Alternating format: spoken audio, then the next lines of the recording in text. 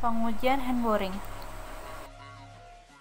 Pengujian hand boring memiliki tujuan yaitu antara lain 1. Untuk mengetahui keadaan lapisan tanah di lapangan dan jenis tanah pada tiap kedalaman tertentu secara visual. 2. Mengumpulkan data atau informasi untuk menggambarkan profil lapisan tanah. Ketiga, untuk mengetahui ketinggian muka air tanah. 4. Pengambilan contoh tanah tidak terganggu, undisturbed, dan terganggu, disturbed, pada kedalaman tertentu untuk pengujian lebih lanjut di lab. Peralatan yang digunakan antara lain. Adapun beberapa batasan dalam penggunaan bor tangan ini yaitu sebagai berikut. 1. Tergantung dari jenis tanah di lapangan. Jenis tanah berbatu tidak dapat dilakukan penetrasi dengan alat ini. 2. Tergantung dari tinggi muka air tanah, di mana jika muka air tanah tinggi, maka penyelidikan dengan cara bor tangan akan mengalami beberapa kendala. Prosedur pengujian hand boring sebagai berikut. 1. Tentukan titik lokasi pengoboran.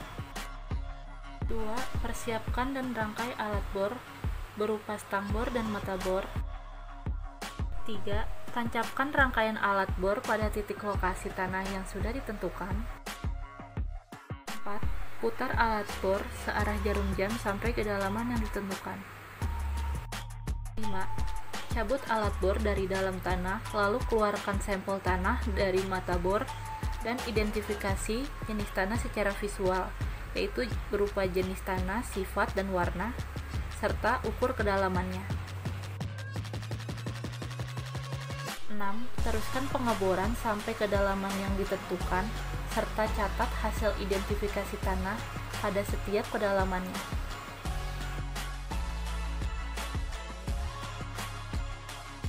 7. Setelah kedalaman yang ditentukan untuk pengambilan tanah di strak tercapai, ganti mata bor dengan tabung yang telah diolesi pelumas, serta stang bor diganti dengan landasan pemukul.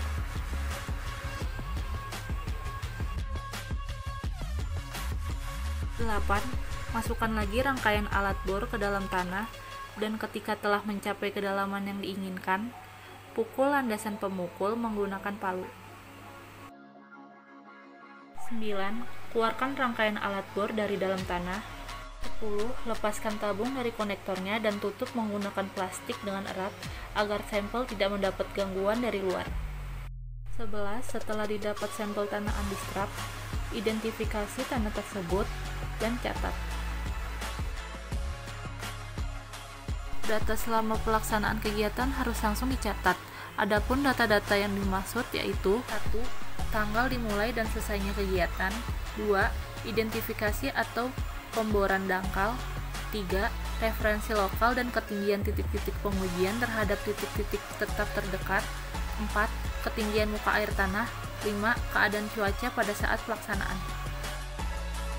Selanjutnya dilakukan pengisian data tanah berdasarkan kedalaman pada tabel percobaan bor tangan dengan menggambar simbol tekstur dan warna tanah, serta menjelaskan tanah tersebut per kedalamannya, sehingga nanti akan diperoleh gambaran struktur tanah pada lokasi titik yang dibor.